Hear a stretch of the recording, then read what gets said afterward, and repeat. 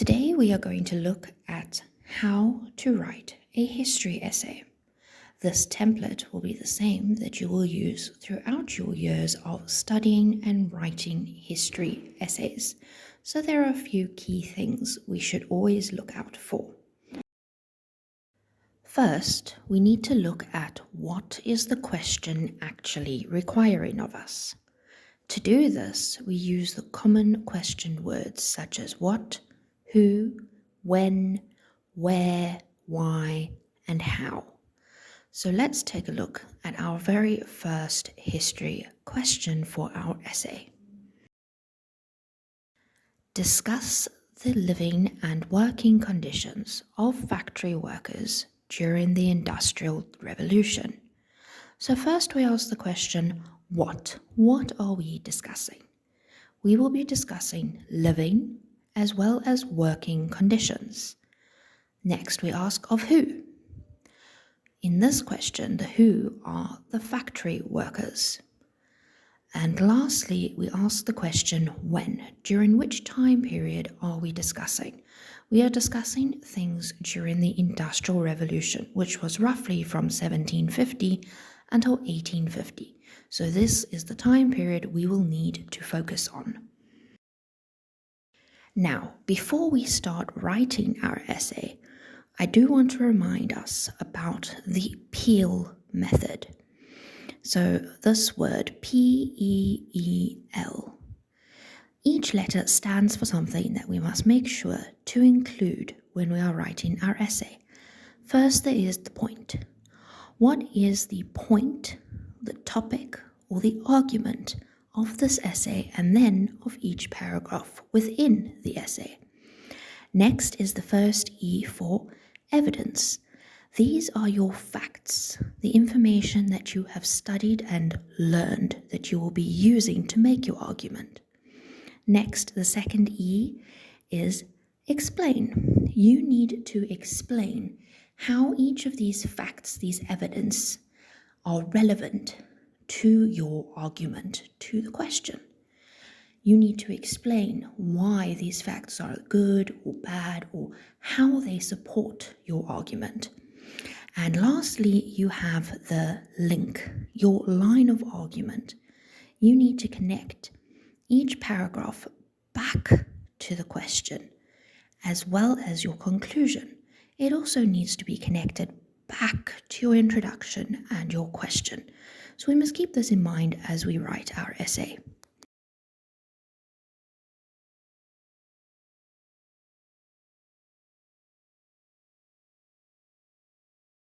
Okay, so first we start with our introduction. In history essays, you do not actually write down the word introduction. You merely start with your first sentence. Your introduction is usually going to be about 2 to 3 sentences and should include the answers to those question words we had, the what, who, when, as well as what your stance or your argument is going to be. So, for example, to answer our first question, we would say, the living and working conditions of factory workers during the Industrial Revolution were terrible. So I have answered the what, the who, the when, and then my argument shall be that these conditions were terrible. And I'm going to further add to it and say many people struggled and suffered. Okay, that is going to be the entire basis of my argument throughout the essay. So any evidence I use, any facts I use, any arguments I make, everything must be in line to support my argument that the conditions were terrible. So in this essay, I will be discussing each of the various factors that made living and working conditions terrible. This is a brief overview to show that we have got the entire first paragraph of the body, which we will be breaking up into various pieces to explain what is within it. Don't forget to always leave a space between your paragraphs so that it is very clear that they are not all merged into one for whoever it is that will be assessing your paragraphs and your essays. First paragraph of the body reads, Many people moved from rural areas to urban areas during the Industrial Revolution, causing rapid urbanization. That is the point of my paragraph, the rapid urbanization. So, what were people's lives like? How were they living? And then I'm going to explain this a little bit further by saying this meant that the cities were unable to properly support a sudden larger population. So everything I mention after this within this paragraph needs to be about how the cities could not support the population, their lives, their living conditions, everything involved in that. Right, so let's move on to our first bit of evidence. People lived in overcrowded areas with poor sanitation. This is a fact. It is information you will have learned and studied. It is not an opinion. Disease spread quickly and easily. Right, so there's another fact. Now we need to explain it by saying, why is this a bad thing? Because these factors created an instance where many people became ill and resulted in many more people dying. So now I have explained the evidence and my fact, and I have related it to my opinion, where I have said that these things are bad, and making people ill and having people dying is a bad result. Then our next fact.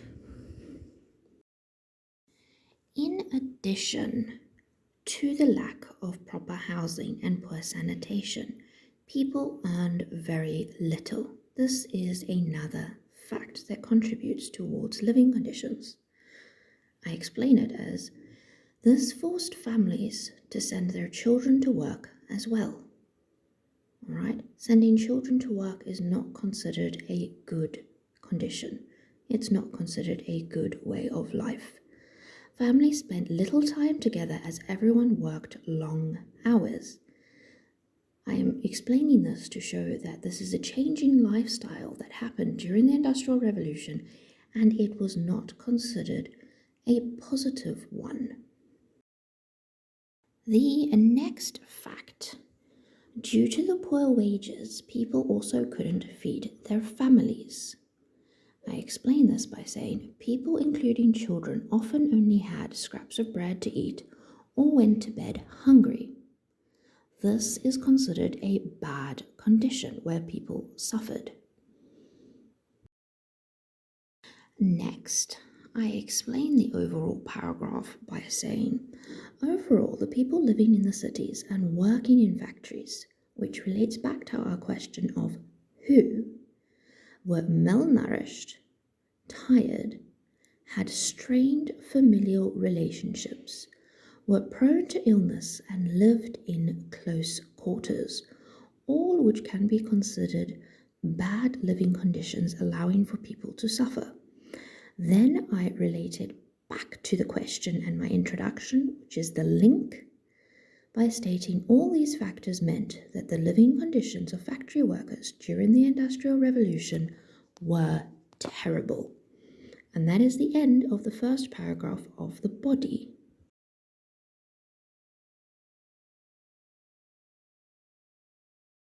For the second body paragraph, we are going to focus on the working conditions. So my opening statement is, working conditions in the factories were not healthy and were even dangerous during the Industrial Revolution.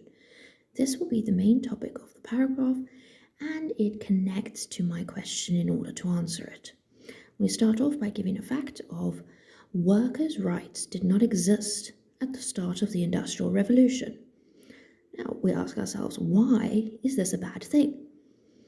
And we explain it by saying, so there were no legal standards and no legal protections for factory workers. So there was nothing for them to fall back on to make sure that they were looked after and their conditions were not terrible. This is what allowed all of the terrible working conditions.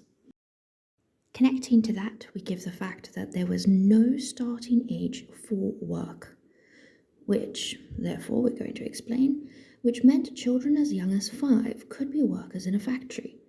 Due to their size, they would often climb between the machines to clean and retrieve things. If they were slow or not paying attention, they would be injured or killed, creating a dangerous work environment. So we are explaining why it is considered a bad, terrible thing that children so young are working.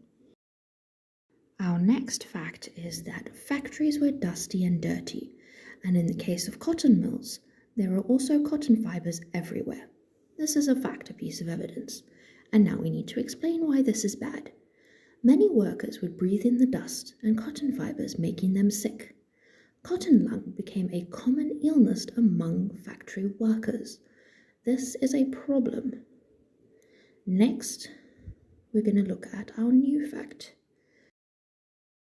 Next on our list of terrible working conditions is that workers received very little pay and were allowed few short breaks. Workers were also not paid for any sick days. These are our evidence facts.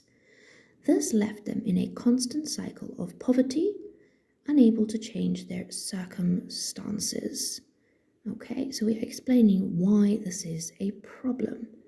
Next, we're going to link this back to our topic and our question by saying these conditions created a terrible working environment.